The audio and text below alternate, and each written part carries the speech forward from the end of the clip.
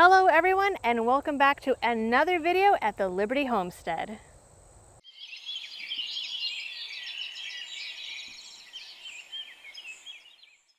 As you can see, some things are starting to look a little scraggly in some parts of the summer garden now that September is here. Don't look at the cucumbers, they've got the pickle worms. So September is here, and even though it is still 92 degrees today, it's in the 60s at night, so that means it is time to start choosing our fall seeds. If you live in the colder zones, maybe you're thinking about wintering some veggies in a greenhouse or under a hoop house or water bottles outside, or maybe you just think I'm crazy for planting in September and are wondering what kind of voodoo sorcery I'm talking about. And believe me, moving from Massachusetts to South Carolina, it does seem like sorcery. But if you live in the warmer... Hi, baby. You want to come up? If you are in one of the warmer zones, then you've got a couple of weeks left to get your seeds started, so we better hustle. Are you gonna hustle? You're not gonna hustle? No. That's okay. You don't have to hustle. You take your time. Fall and winter gardening is definitely its own breed of animal. Choosing spring or summer vegetables is pretty easy. You can go to a nursery or a hardware store and get starts, or you can pick random seeds and put them in the ground so long as it's after frost and it's something that grows in your zone. Fall planting is a little more tricky in that we have to reverse engineer it from the frost date and how long it takes for the variety to produce. So the first step is knowing your grow zone. This is pretty simple. You just do a search for USDA grow zone and check the map. Some sites even have an option to put in your exact zip code.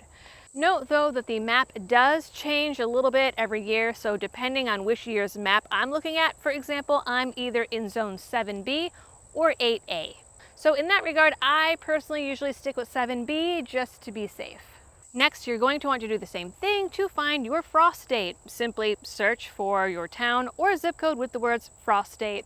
It's pretty self-explanatory, but again, I have found that this date varies by website as it's just an estimate, and I've seen there's about a 2-week variance.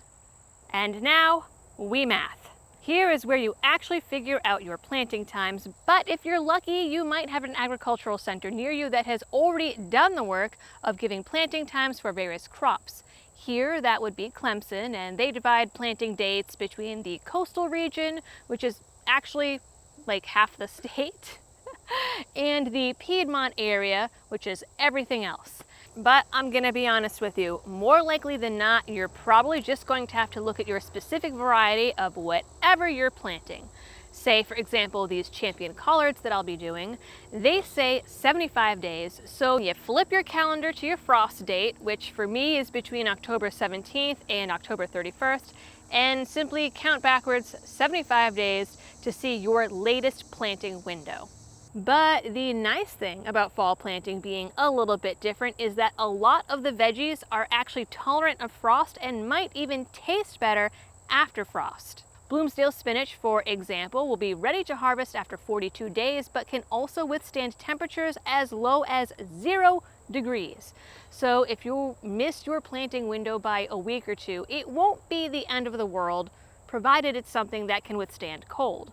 There's actually even a specific variety of winter Bloomsdale spinach, which was bred to keep producing through the winter, which is pretty cool. So as long as you give yourself enough time to have a sturdy enough plant before the frost hits, you're probably good to go. Of course, you can also always plant in containers and bring them in for cold weather, or cover younger plants with sheets, water bottles, or straw for heat, particularly during those really cold times. So even though you don't have the flexibility in all the types of vegetables you can plant, like most people are not going to be planting winter tomatoes, for example, or summer squash or watermelon, you still have more flexibility than you might think. But if that still seems complicated or overwhelming, maybe you are a brand new gardener and you're not ready for the math yet. That's fine, no problem. When in doubt, brassica it out. That will be your broccoli, your kale, your collards, cauliflower, cabbage, and Brussels sprouts. You can also do lettuce and spinach. And if you're in zone B here down south, yes, what are you bringing me? You can even get away with planting cucumbers until September 15th for a fall crop, which is amazing. Just know that as soon as it gets cold, they're probably done. Or if you are feeling extra spicy, you can even plant some onion and garlic. Just know that they won't actually be ready until next year. As far as the garlic goes, that'll be next summer. But there is nothing like homegrown garlic, and yes, I will be planting some this year for you guys to follow along on the channel. Oh, look at this. Oh, hey, Mama's gonna need this for our fall seeds. This too. You want to take it and put it in the basket? Can you put it in the basket for Mama? Thank you. Other staples include peas and radishes, though I personally have had no luck with those no matter what season it is. So I think we're gonna move on. But back to brassicas, that is a totally different story. I actually planted them a little bit late last year, and then we got this crazy cold snap, record low temperatures of 7 degrees here for multiple days, and they survived. They looked a little shaky, I'm not gonna lie, but not only did they survive, they thrived once spring and even summer hit. I did nothing special to save them. I only pulled them out a couple of weeks ago because they finally got hit by the army worms, and while they were still alive, I thought it was better to start over.